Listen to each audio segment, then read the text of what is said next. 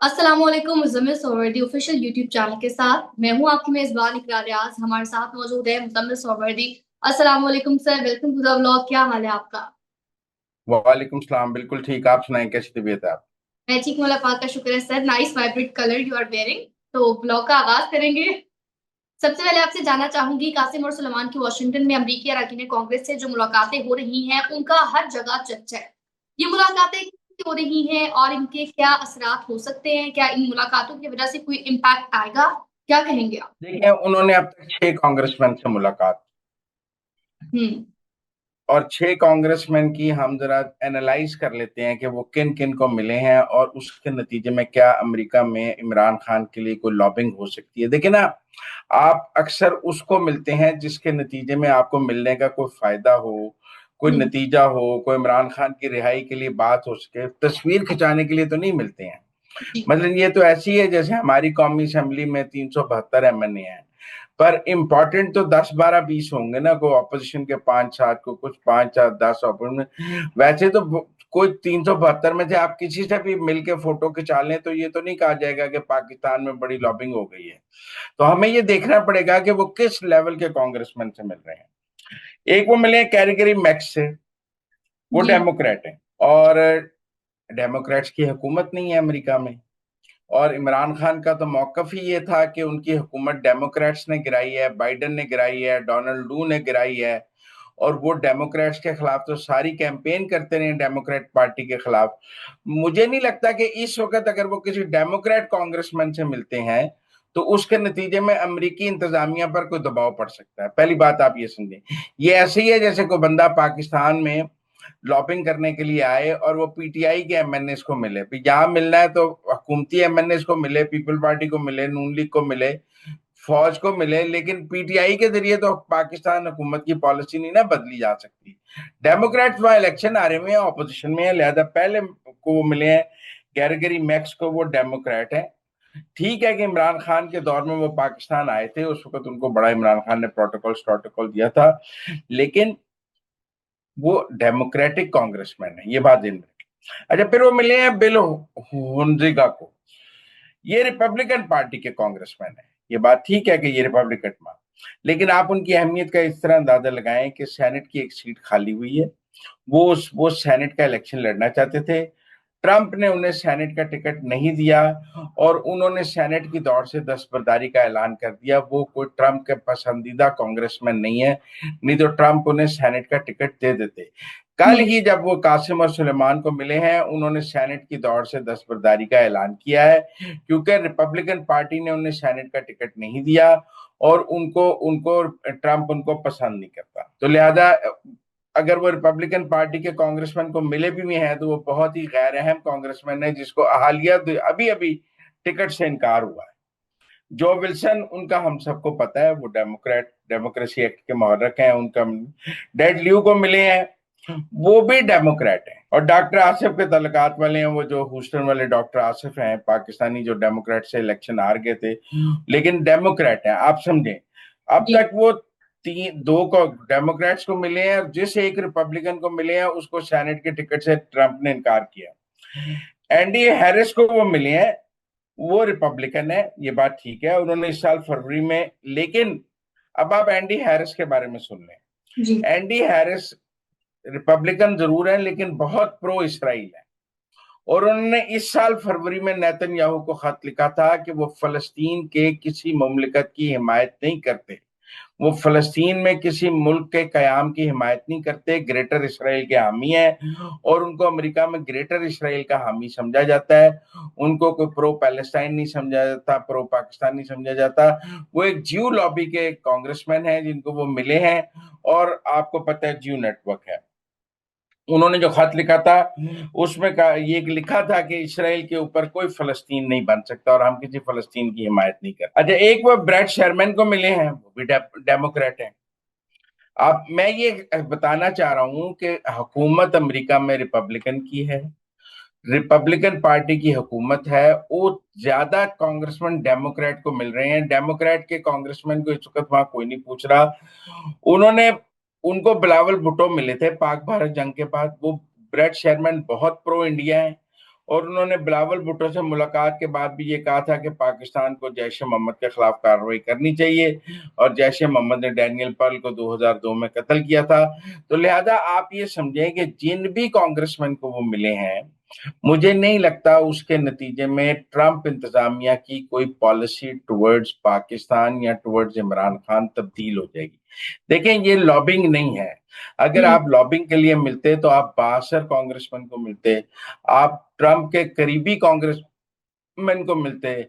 लेकिन अगर आप डेमोक्रेट्स को मिल रहे हैं और रिपब्लिकन के भी उन कांग्रेसमैन को मिल रहे हैं जिनको ट्रंप पसंद नहीं करता, तो फिर मैं ये कहूंगा कि ये सिर्फ तस्वीर खिंचाई जा रही है, फोटो ऑप्स हैं।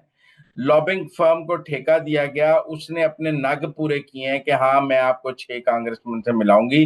हुनो भावे कूड़े नु मिला दिए, उसकी कोई अहमियत तो है नहीं। लिहाजा हमें देखना पड़ेगा कि वो किसको मिले हैं और उसका क्या इम्पैक्ट है।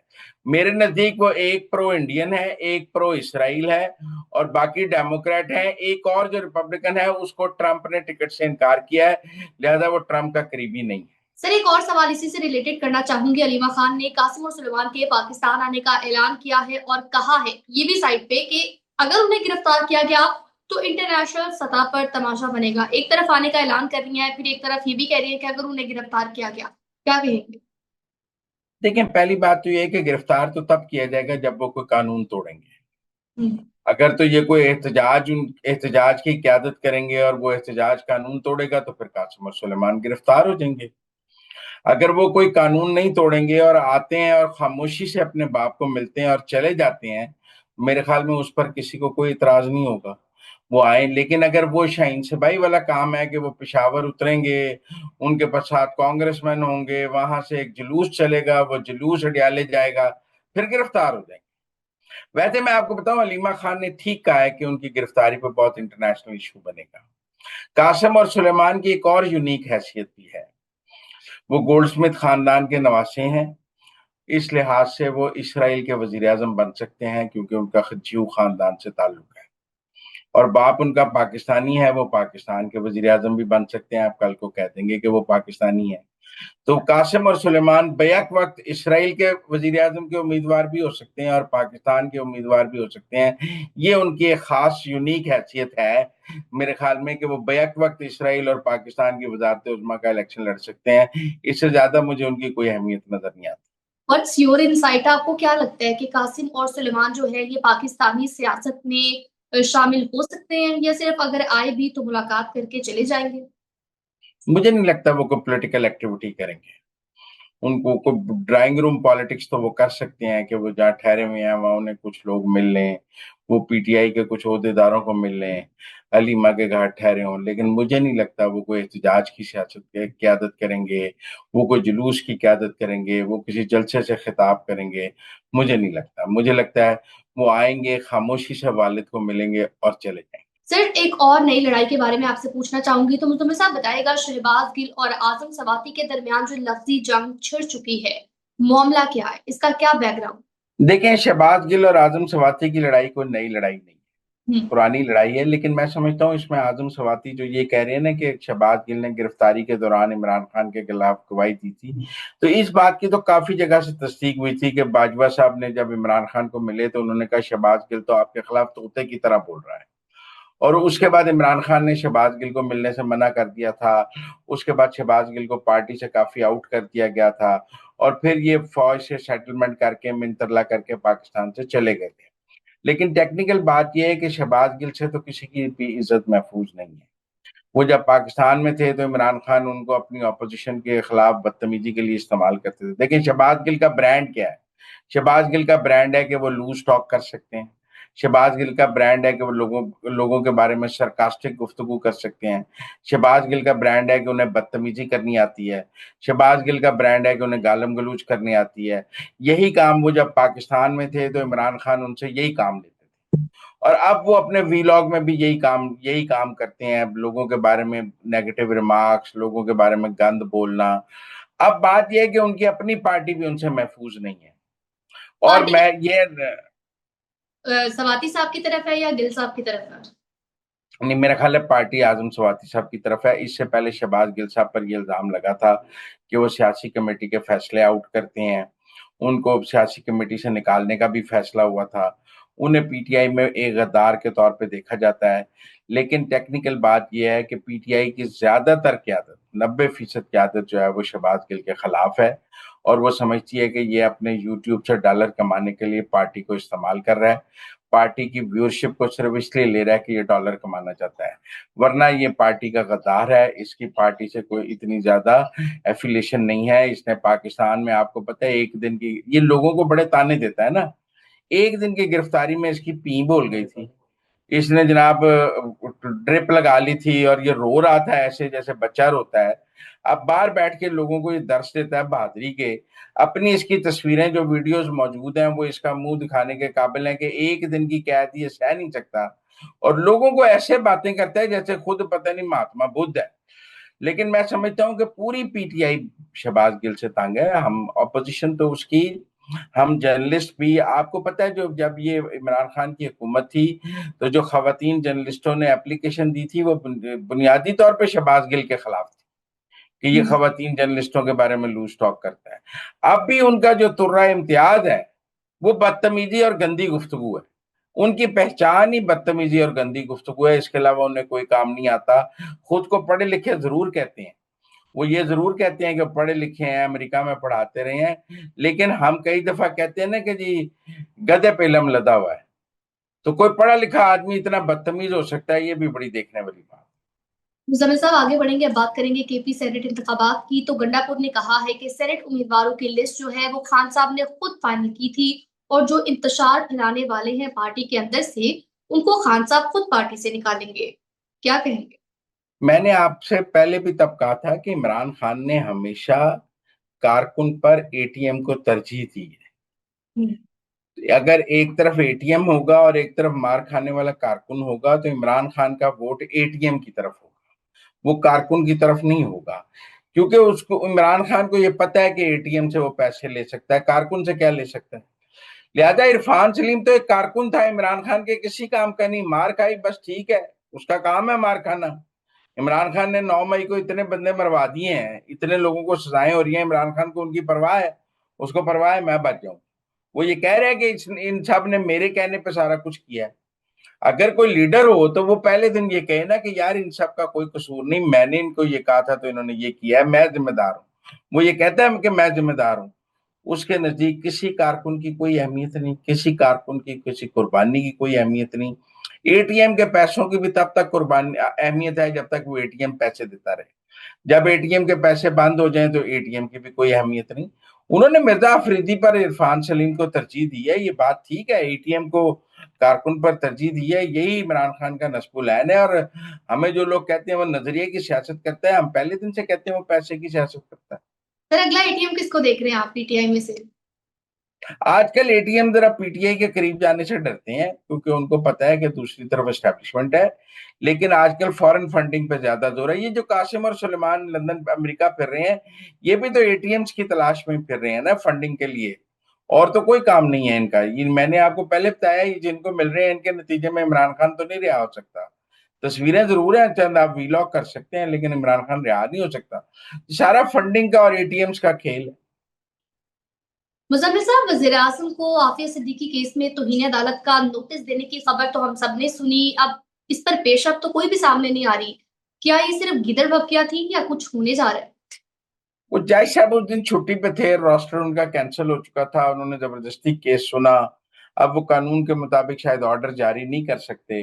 ये तनाजा है बहुत सारे। इससे पहले मंसूर अली शाह साहब ने भी एक केस के बारे में ये कह दिया था कि मैं जरूर सुनूंगा। मुझे नहीं समझ आती कि जजेस की किसी केस में जाती दिलचस्पी क्यों है। जज न्यूट्रल होता है, वो क्यों कहे कि मैं ये केस जरूर सुनूंगा, मेरा इस केस को सुने बगैर इंसाफ हो ही नहीं सकता। जज का तो नहीं काम किसी केस में जाती दिलचस्पी लेना। इशाक साहब एक जाती एजेंडे पर थे उस केस में, मेरे ख्याल में उनको चीफ जस्टिस इस्लामाबाद हाईकोर्ट ने रोका है।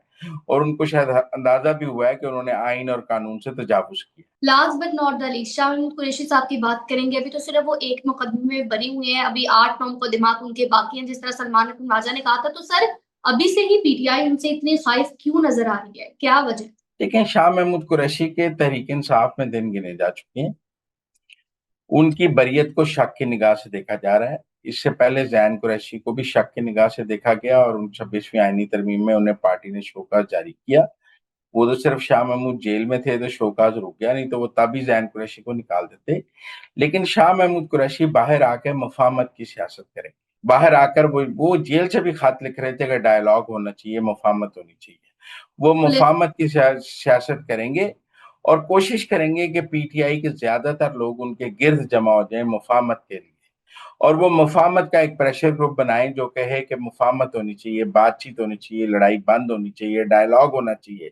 इस चक्कर में कुछ एमएनए, कुछ पार्टी के लीडर, फवाद चौधरी, ये सब जो बाहर बैठे हैं, जो पार्टी के अंदर कामयाब हो जाएंगे अगर वो बाहर आते हैं, जिस तरह भी आपने कहा है कि वो ग्रुप बनाएंगे, तो आपको क्या लगता है वो ग्रुप बना सकेंगे? बनाने दिया जाएगा उनको?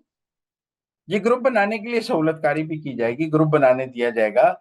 ये बात अलग है कि इमरान खान उनको पार्टी से निकालेंगे या नहीं निकालेंगे, क्योंकि निकालेंगे भी तो लोग कहेंगे इतनी कैद काटी है, साइफर में गवाही नहीं दी, ये नहीं दी। उन्होंने कल वीडियो पैगाम दिया है कि मैं तो इमरान खान के साथ खड़ा हूं। वो कहते रहेंगे कि मैं इमरान खान के साथ खड़ा हूं और मुफाहमत की सियासत करेंगे। अब देखना यह है कि इमरान खान का सब्र का पैमाना कितना है कि वो उनको कब तक और कितना बर्दाश्त करता है। तो नाज़रीन, अब तक के लिए इतना ही। आप हमें दीजिए इजाजत। हमारे चैनल को लाइक शेयर सब्सक्राइब जरूर कीजिएगा, और हाँ, व्हाट्सएप चैनल का डिस्क्रिप्शन में लिंक दिया है तो उसको भी फॉलो कीजिएगा। अपनी कीमती राय से हमें जरूर आगाह कीजिएगा।